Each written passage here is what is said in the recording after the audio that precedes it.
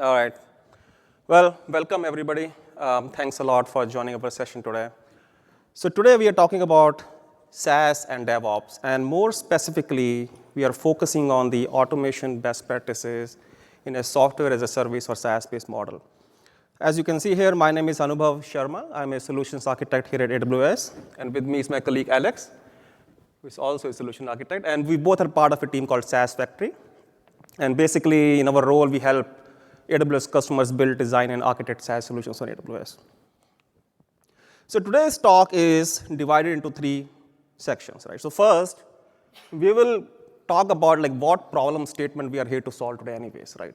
So I'll talk about what's more interesting and challenging in automating SaaS workflows. And then we will have Alex come on stage, and he will give us how to solve that use case in a containerized EKS environment. And then I'll come back and talk about the same problem statement and how to solve in a serverless example, right?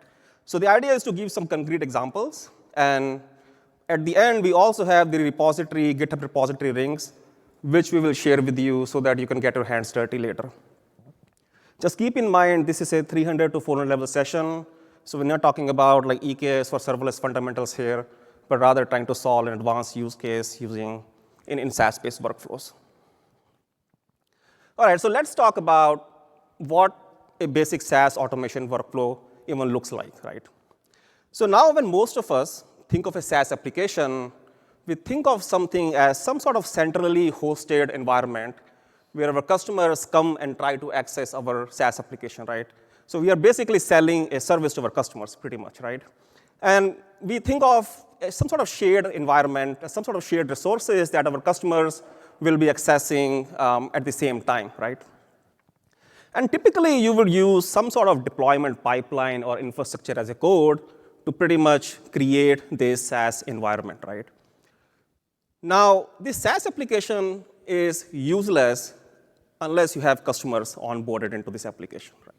So typically, what SaaS providers will do, they will build what we call it as a tenant onboarding service. And the role of this service is to onboard customers into your SaaS application. And what that means is creating some tenant configurations, creating some users, creating the metering and billing profile, et cetera. Now, once you have onboarded some tenants or customers into your SaaS application, then your tenant users will come and start accessing your application, right? And at the same time, you need to make sure that your deployment pipelines are updating your environment consistently. When I say you as a SaaS provider, make sure that your SaaS application architecture is being constantly updated with all latest deployments and releases. And it should ideally happen with total transparency from your customers, right? So the SaaS provider's customers will not ideally know that there are releases going behind the scenes.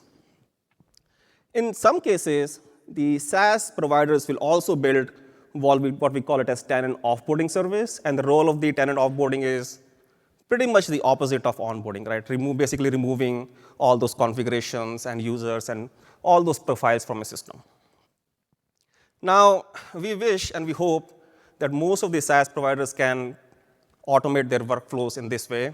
Because you see, if you are able to share your resources across tenants, what that means, you are first of all getting that cost efficiency, right? Cost savings. And then you are having that operational excellence because there's only one resource, one environment to update. But what we have seen over past few years working with multiple customers, it is not as basic as you would think. In fact, we see many times SaaS providers creating per tenant, per tier resources.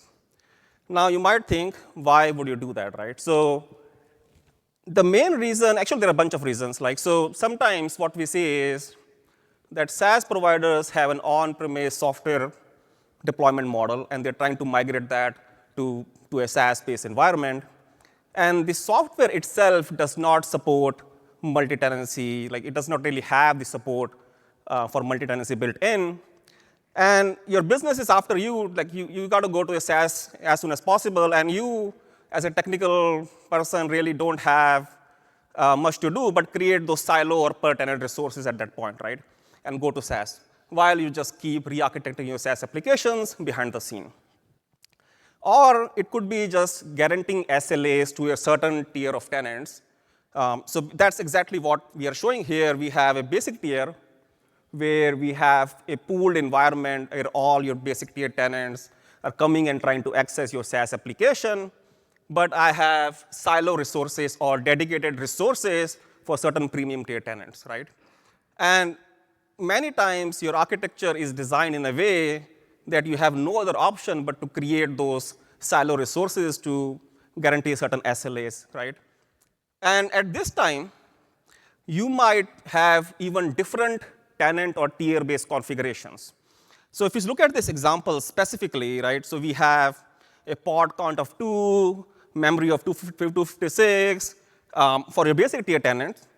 But for your premium tier tenants, you might have more, better infrastructure, like more high availability, lower latency requirements, etc. And many times we have seen that you have to create those dedicated resources just to support those SLAs for certain tier of tenants. Again, goes back to your business drivers, right? How you want to go to market with your SaaS-based strategy.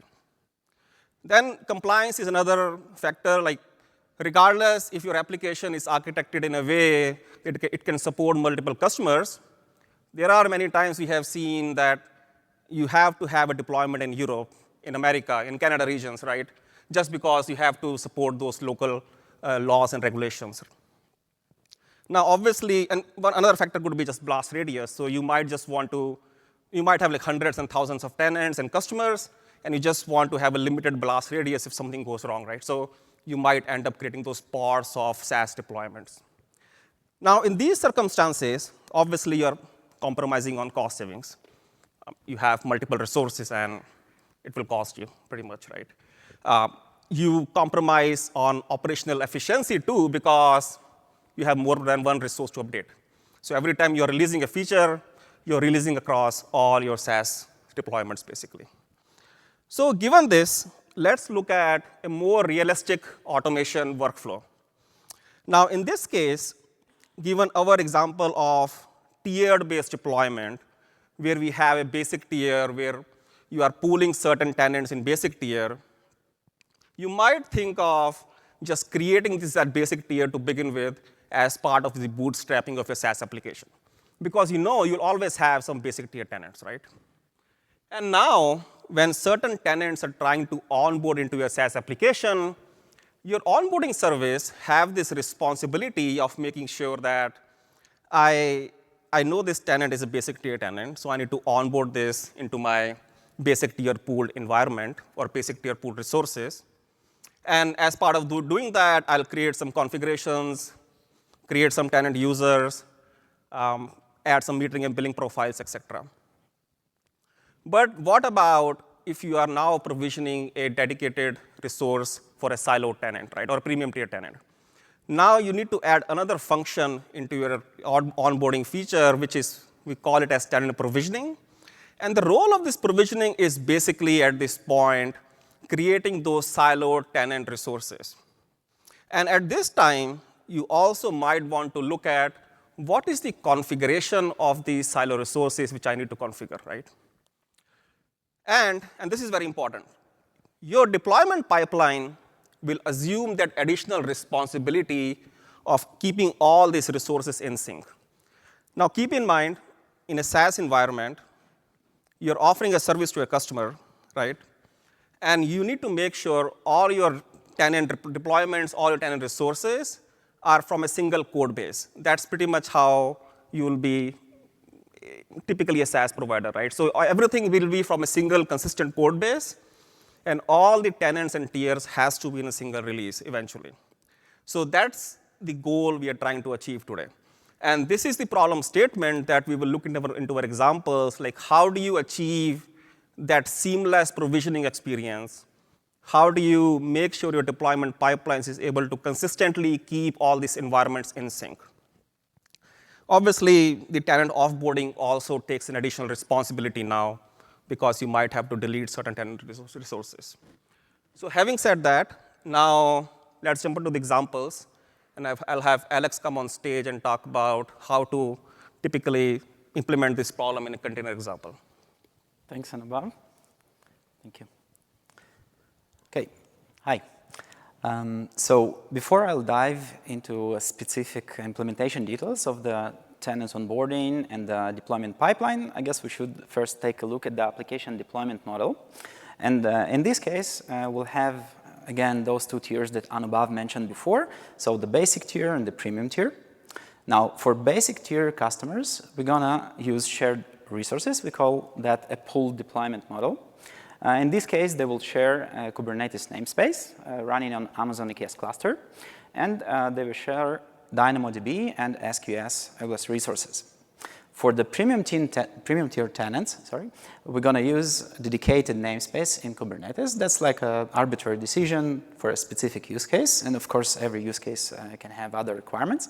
And we're also going to create dedicated DynamoDB and SQS resources.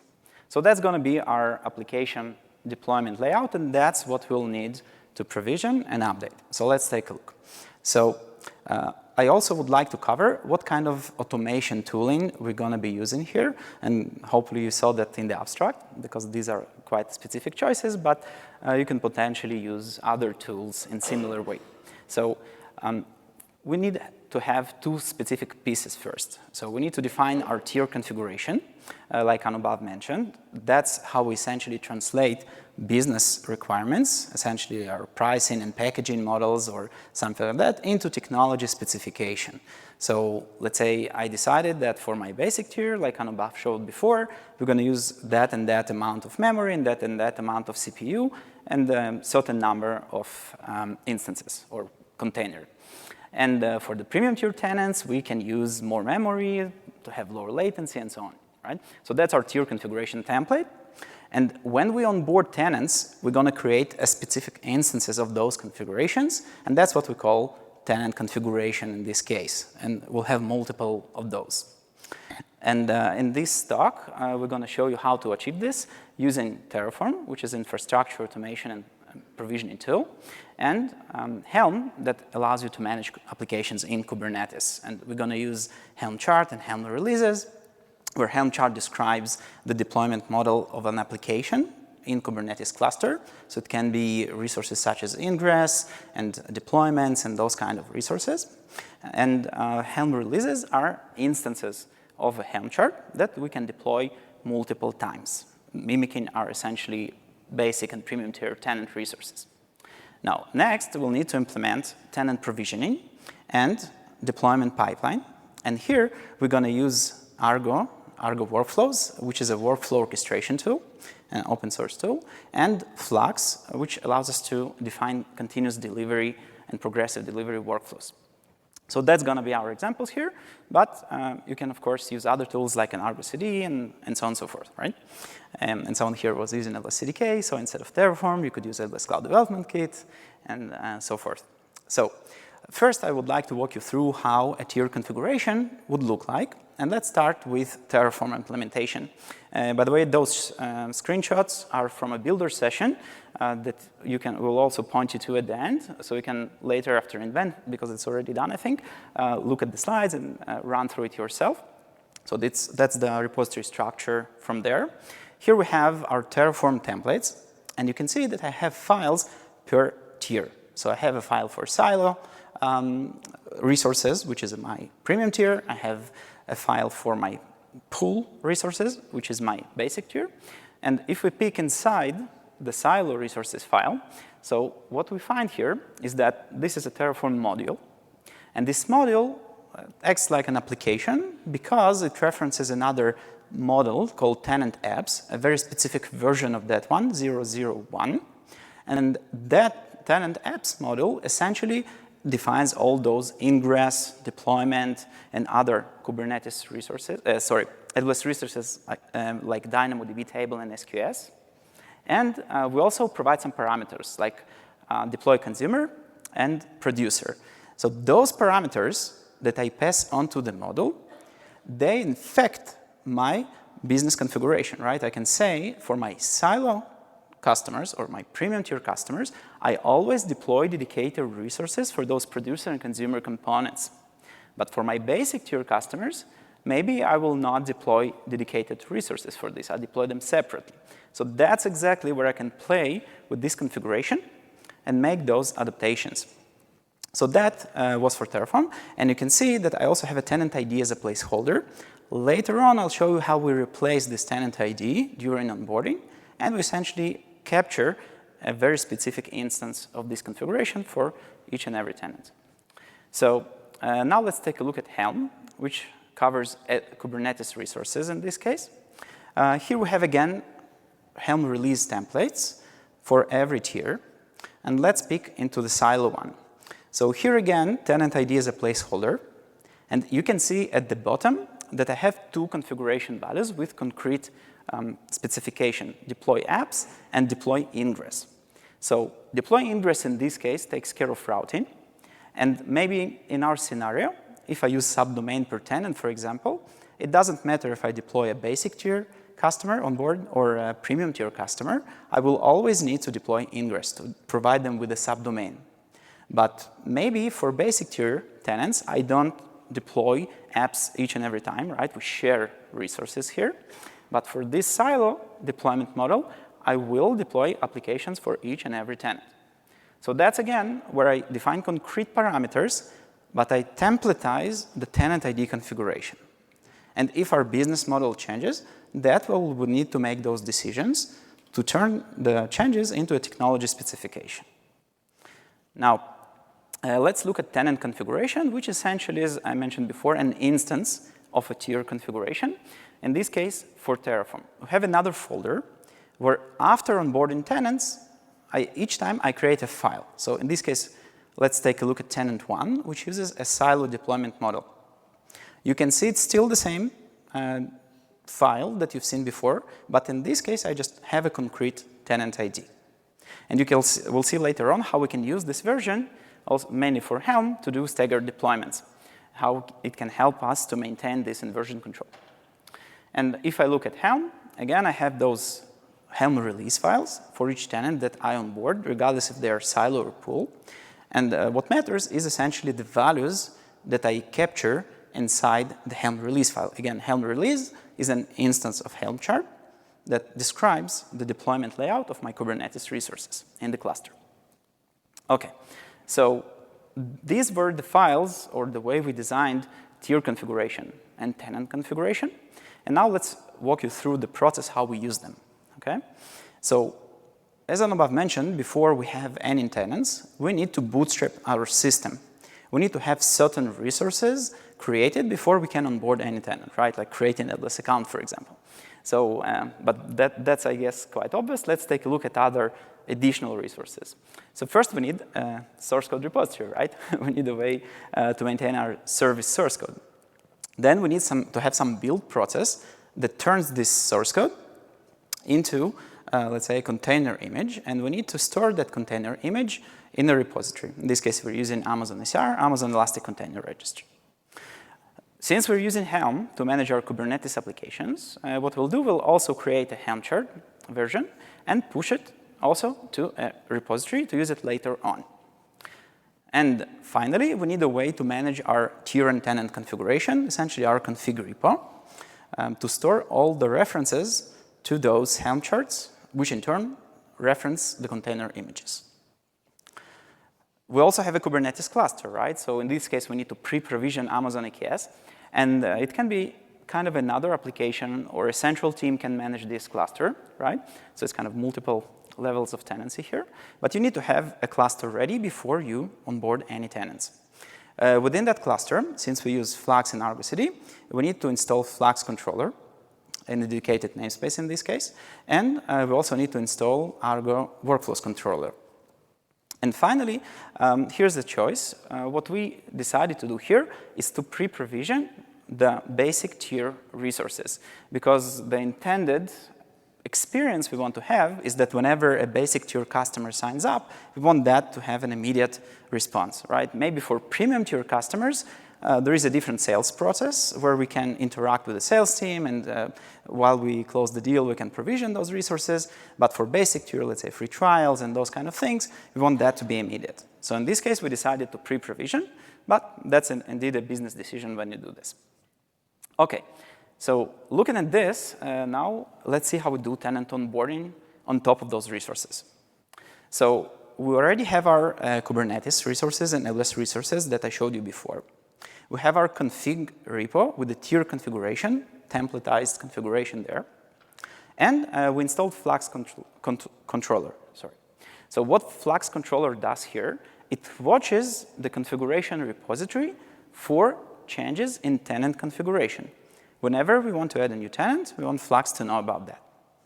So let's assume we have an external tenant management system that notifies our application that there is a new tenant that signed up. And in this case, we have a premium tier tenant with the tenant ID 1. And usually, there are some kind of unique IDs for tenant, just an example.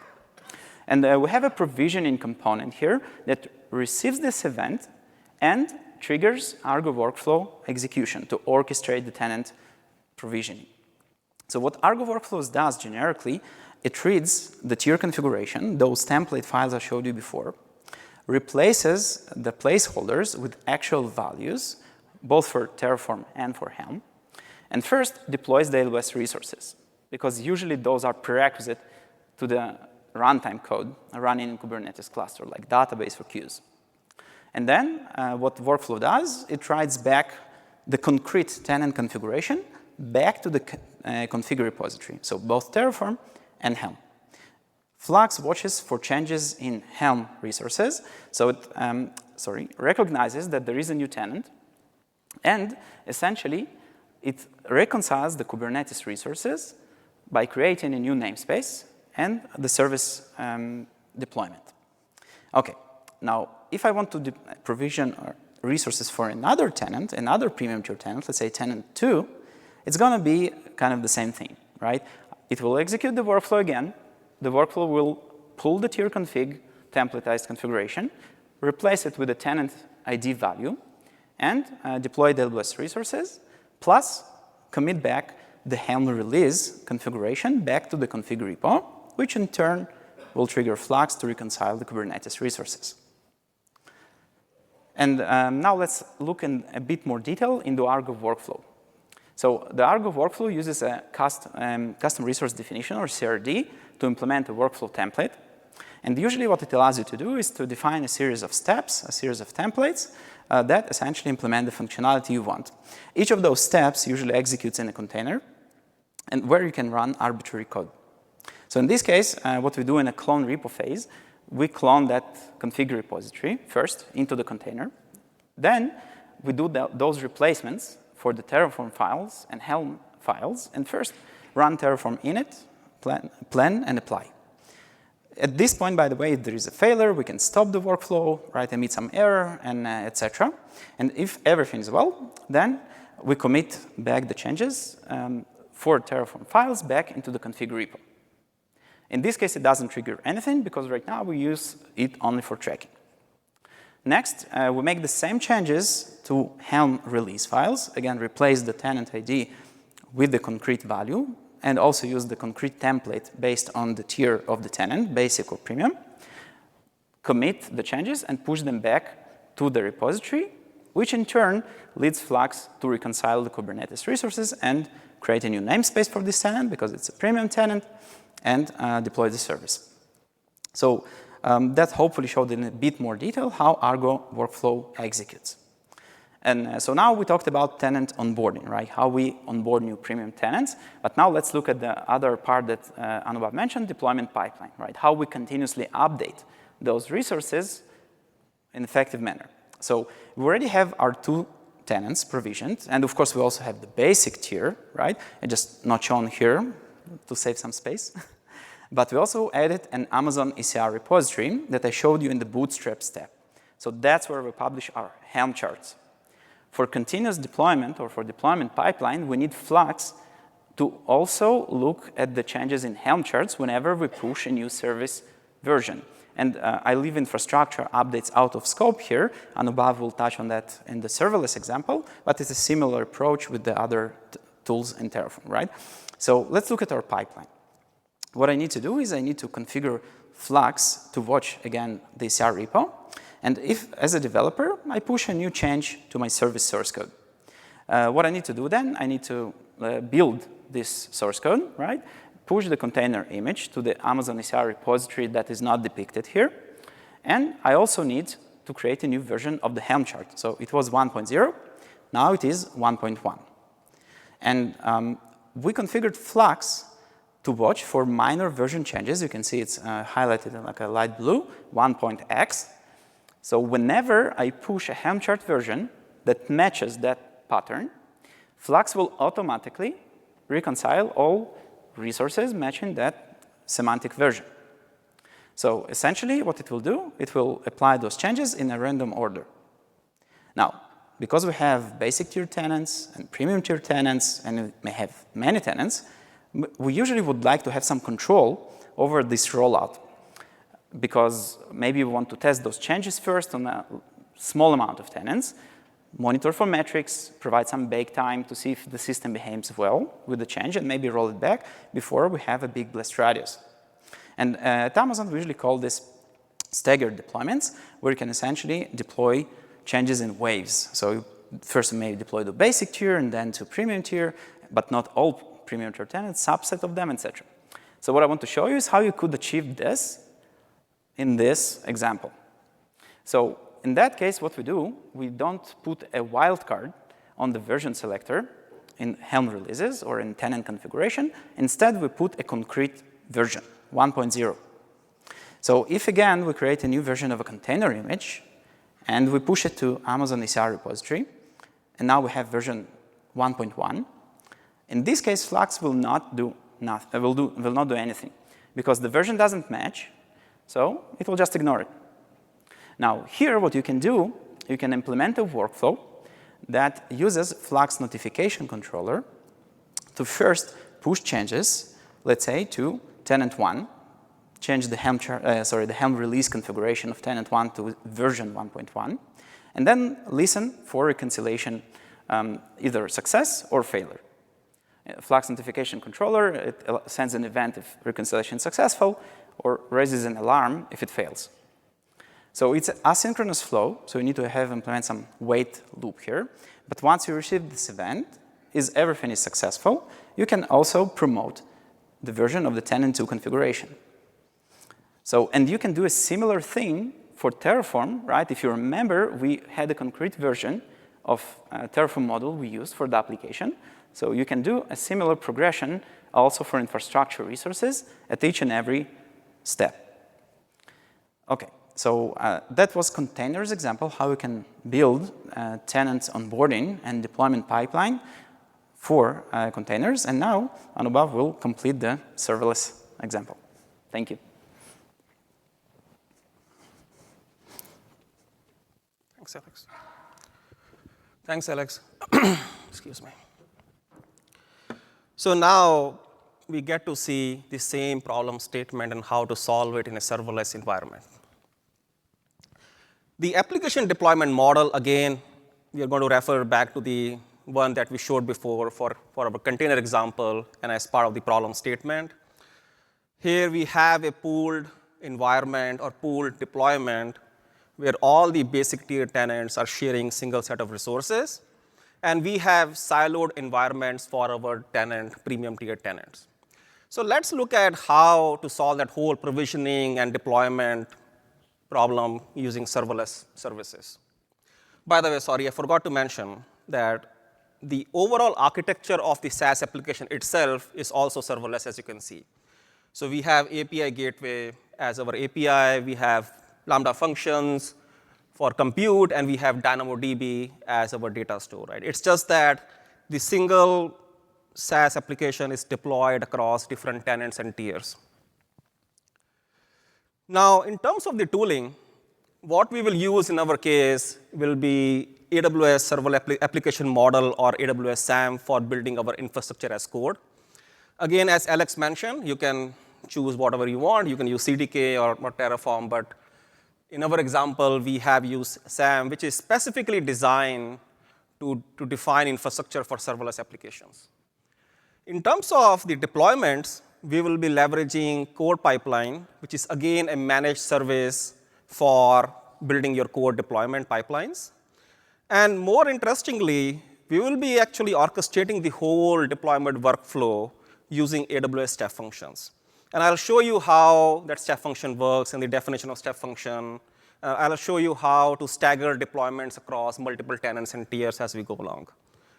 In terms of configuration, we are leveraging DynamoDB as our key value data store for keeping all tenant and tier configurations. Provisioning service is basically a very simple Lambda function behind an API gateway. All right, so let's start hooking all these services together and see how it works, right? So first thing, if you might remember, I mentioned to you, and as I was describing the problem statement, our idea and our goal is to have all tenants share single code base and single releases, right? And what that means is we want to have a template which we can leverage to build the infrastructure for all those tenants, right? So this template.yaml is exactly what that's supposed to do. And it is a single template for building all tenants and tiers. But the idea is to be able to parameterize this template, right? So, and that's how we support different configurations for different tiers. As you can see, we have a parameter called provision concurrency. And what that means is you should be able to provide higher provision concurrency for certain premium tier tenants and be able to guarantee lower latencies. Because when you use provision concurrency features for Lambda functions, it basically pre-warms certain instances of Lambda function and avoid those cold starts. And that's the idea of templatizing and using this parameter so that we can still use the same code base, but configure the infrastructure differently for different tenants. So now let's look at how the bootstrapping works. So the first thing when it comes to bootstrapping is we have to basically create those shared services and deployment pipelines, right? So all those provisioning, onboarding services, your deployment pipeline itself, that has to be created first before we start building the SaaS application plane. So in our case, this bootstrap.yaml, it's again infrastructure as code built using SAM, will be used to build all those shared services. Now, the next thing, similar to what we did for EKS, would be to bootstrap that basic tier pooled environment. And this is where we are leveraging a DynamoDB table, and we call it as deployment configuration. And I'll show you how this deployment configuration kind of glues all the provisioning and deployment in a single place, actually. The next thing what we have done is we have used a Lambda trigger to basically provision or start an AWS CodePipeline, right? So the idea is as soon as you create an entry into this DynamoDB table, we'll have DynamoDB streams enabled, and that will start your code pipeline. Now, this code pipeline is doing a bunch of things. The first thing is it will clone that source code repository, which includes the template.yaml as well, right? And then it will use SAM build and SAM package to produce our deployment artifacts, which are basically zip files which contains all the code for all the Lambda functions, and place them in an S3 bucket. And then is when we start the deployment step. And as you can see, that icon is actually for AWS Step Function. So what we have done is we have integrated the Step Functions workflow as part of the code pipeline. I will explain you how at a high level this workflow works, and then we'll go into the details, and we'll look into the definition of the Step Functions in a few minutes. So what this Step Function workflow is doing is it is actually monitoring that deployment configuration. So as part of the workflow, the first step is, hey, go look at the deployment configuration DynamoDB table and see if I have a new stack to create. In this case, it happens to be stack basic for our basic tier tenant because we are doing bootstrapping.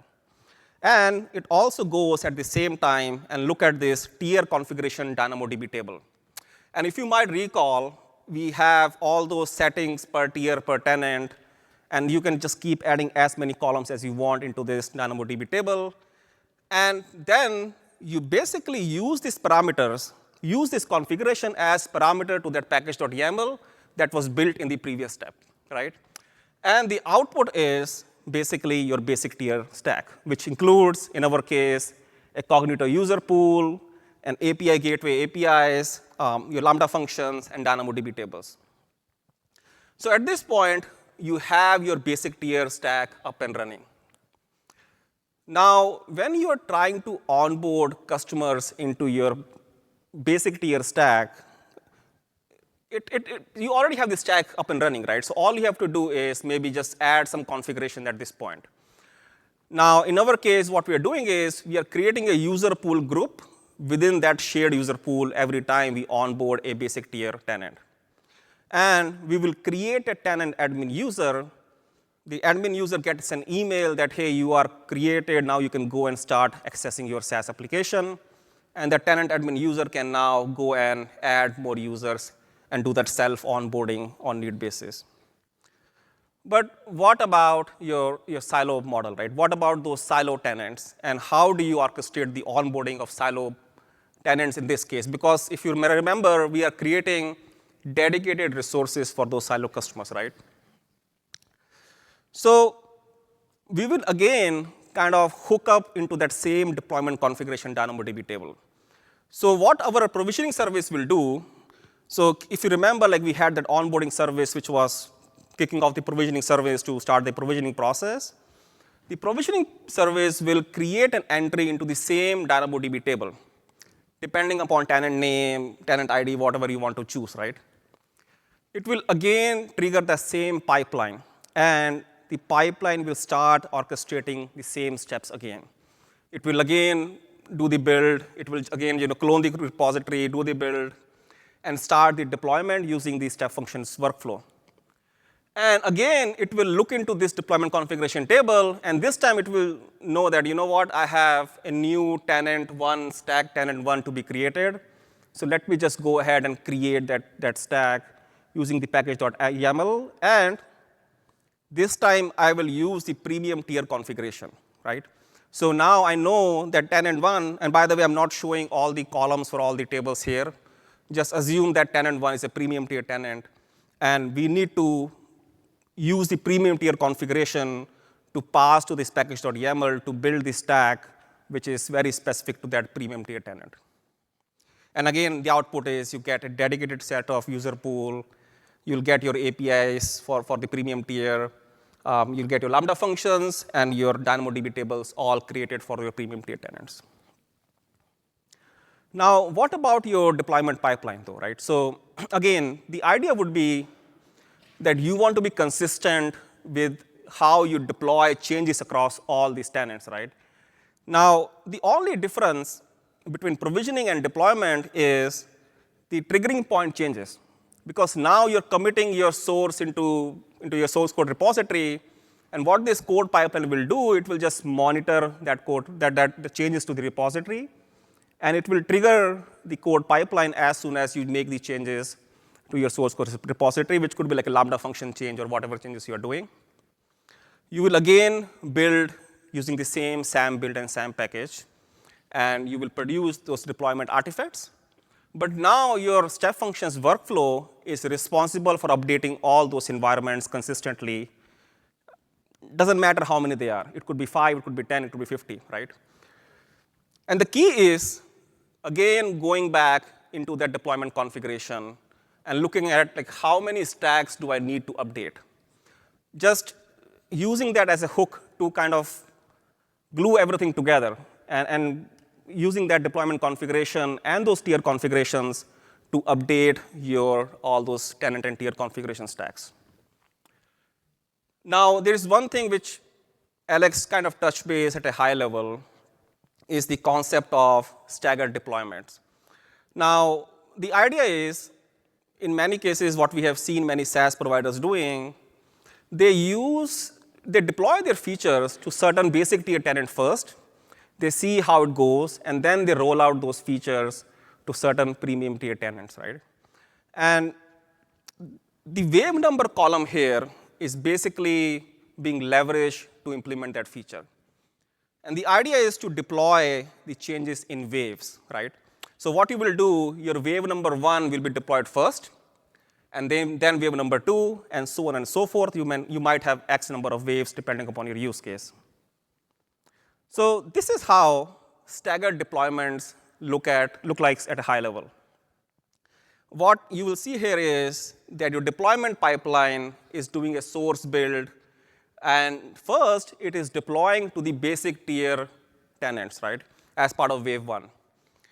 Now, what you want to do, you want to monitor that deployment for a certain time.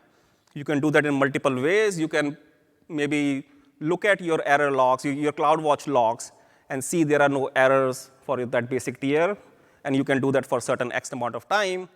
Or you can just build some sort of manual workflow, some sort of manual approval process where your business teams can get some feedback from your basic tier tenants. And once they are comfortable, they can push the changes to your premium tier tenants. OK, so I've been kind of talking about this step function and how this works. So let's look into the details of the step function. And let's look at how this whole workflow is orchestrated in the step function workflow. By the way, for those who don't know what step functions are, step function is an AWS service which allows you to orchestrate workflows. And there are different tasks within the step function, different states that you can define. So in our case, the first task is actually a Lambda function, right? So what we do is the Lambda function itself is looking into those deployment and tier configuration that we defined and discussed before. And the output of this Lambda function is actually an array of stacks. And this is basically the array that you have received or you have built using that deployment configuration that we have seen before. And if you just kind of pay attention to the elements of this stacks array, stack name, template URL, parameters, and wave number, what you will see is these parameters are again coming from those deployments and tier configurations that we built. Stack name was something that we defined as part of the deployment configuration table, and that's exactly where it is coming from.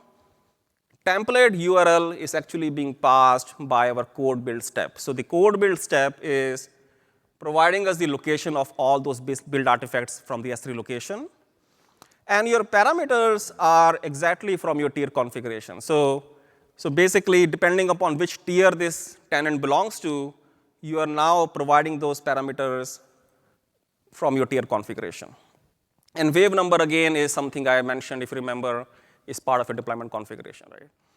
Now, once you have built this array within this Lambda function, the next thing you want to do is you want to deploy your waves, and you want to deploy that in parallel.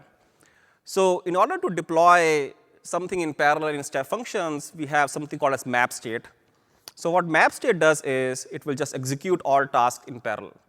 And the idea here would be to first deploy the changes for wave number 1.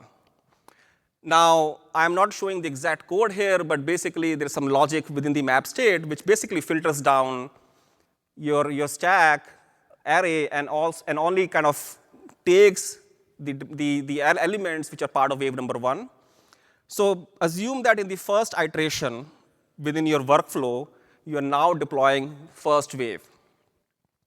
Now, what is happening within this map state is we are using the SDK support and the feature that step functions provide for us to call other AWS services using SDK, and actually using the CloudFormation SDK to check whether that stack exists or not. And by the way, this is how we were able to leverage the same state machine, the same workflow for both provisioning as well as updates, right? And in your use case, you might have separate workflows. I don't think that's important. What is important is the deployment and tier configuration, which is enabling all this workflow. Now, if this stack exists, then it will update. And that's the use case when a developer is making changes to the code. If your stack does not exist, you are creating, that means that's a use case for provisioning in our example.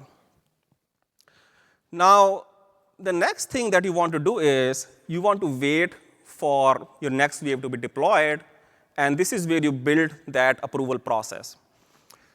Your step function can wait up to 1 year in this state.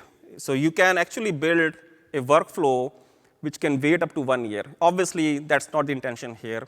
The intention here is that once you have deployed the changes to your basic tier tenant, what you want to do is you want to send a message. In our case, we are using an SQS, which is, again, a managed service that you can use for sending and receiving messages.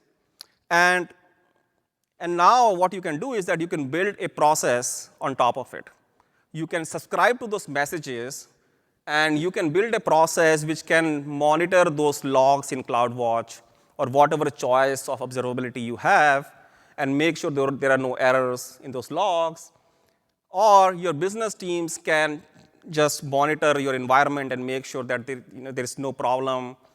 What you have is consistent with what the business was required to, what your business asked for you, right? And what now you have to do is, once you have done that due diligence, you send a callback to your step function. I'll show you the code of how to call back into a step function. But the idea would be to now move to the next wave, which is the premium tier tenant in our use case. And now what we will do is we will increment this loop. And again, this is a Lambda function that we are using at this stage. It's not shown here, but it's a Lambda function which is, again, incrementing and doing this iteration for us. So we are using multiple patterns, as you can see in the step function. We are invoking Lambda functions. We are invoking SDK APIs. We are looping through the map state and trying to achieve this overall workflow that's specific to our use case. And now, once you set the next wave number to 2, your next wave of tenants will start getting deployed. So this is how you can build what we call as staggered deployments across tenants in our use case, which is basically multiple environments if you think about it. All right, so let's look at some of the definition and some of the internals of this step function workflow. As you can see on the left side, what we have is an example of how you can use the task to invoke a Lambda function from a step function workflow. And in this case, all I'm doing is I'm providing, OK, which Lambda function I need to invoke. And the step function workflow will invoke the Lambda function. It will do whatever it needs to do. And then it will produce the output that can be passed to the next step in your state machine. The right side basically is an example of how you can use SDK integration within your step function workflow. And in this example, as you can see, I am using the AWS SDK for CloudFormation to create a new stack within your workflow. And also, similarly, you can use that for updating your stack as well. This is how we implemented that staggered deployments and that wait task, as I was mentioning. So in a step function, when you use a keyword, what we call it as wait for task token, the step function knows that I need to wait for a callback to come back. So in this case, specifically, if you see, we have send message.wait for task token, and we are passing the task token, which the step function will generate for you, to the message body. So when somebody is subscribing to that step function, it will receive the message, and it will look at the body and see that I have to approve and monitor my basic tier deployment. And you can obviously send all those parameters as part of your step functions workflow. And now, once you have done that due diligence, as I mentioned before, you can do a callback using the simple CLI command, as you can see here, or an SDK command, and send task success by using the same task token. So now you're basically instructing the step function to move to the next step, which is basically the next wave of our tenants, which is the premium tier in our example. OK, so we looked at 2 concrete examples, and we looked at how to automate the SaaS workflows in a containerized and EKS environment and in a serverless environment. What are our key takeaways from today? The first, I would say, is automation is the key to SaaS agility. If you have per tenant, per tier resources, does not mean that you compromise agility of your SaaS environment. So if you're building a SaaS application deployment model, and if you have this scenario where you have different tiers and tenants, you still should be able to build those deployment pipelines and all those automation to not compromise the agility and basically the growth of your SaaS solution, which depends on frequent releases, right? We just looked at how your application tiering model drives your provisioning and deployment design. We just looked at like having silo deployments, having dedicated resources for silo customers, having a basic tier pool, how that affects you, how you build your provisioning and your deployment design. Again, in your use case, you might have it slightly differently. You might have a different tiering mechanism. But I think the idea is that you should be able to design your workflows based upon your tiering model. Always maintain a single software version for all tiers. If there's one key takeaway you want to take today, maintain a single software version for all tiers. We looked at how you can implement staggered deployments and gradually roll out your releases to tenants, but that does not mean that you leave certain tenants 10 versions behind. That's an anti-pattern we do not recommend to our customers, typically in a SaaS-based model. Moving between tiers requires further automation. So one thing which we did not see today is that you might have more automation use cases. You might want to move your tenants across tiers. We did not talk about the offboarding service. So all these variables can play a role when you have to build more automation workflows in a SaaS environment. So here is the links for the repositories that we discussed. The one on the far left, which says SaaS GitOps Workshop, is basically that EKS environment, that EKS example, which Alex shared with us. And the one on the far right is the serverless SaaS reference solution, which basically have the serverless example, which includes the step function implementation. Now, we do have a couple of more interesting links that we have shared here, Serverless SaaS Workshop and Amazon EKS SaaS reference solution.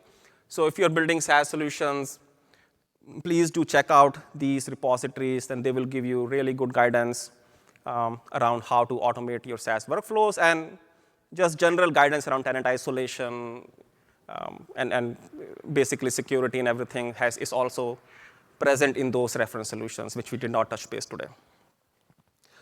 Our team is also running more SaaS sessions. In fact, that BWP 301 is very much relevant to what we kind of discussed today. It's an example from Buy with Prime team from Amazon.com around how they build their operational footprint, how they implemented tenant isolation testing, et cetera. But rest of these sessions might be relevant for you if you're building SaaS solutions on AWS. And we also have more chalk talks and workshops. In fact, SAS403 is something that we are operating on Thursday. It's a workshop that we built that talks about how to build tenant-aware dashboards, how to build observability in your SaaS application. It talks about how to build those tiering mechanisms and limit your tenants' certain actions, and talks about various details like tenant isolation testing, et cetera. I mean, the easiest way is to just filter by SAS in your session catalog, and you'll get all those. So thank you so much. That's all we had for today. We'll be here for a few minutes if you have any more questions. Thank you so much for joining us today.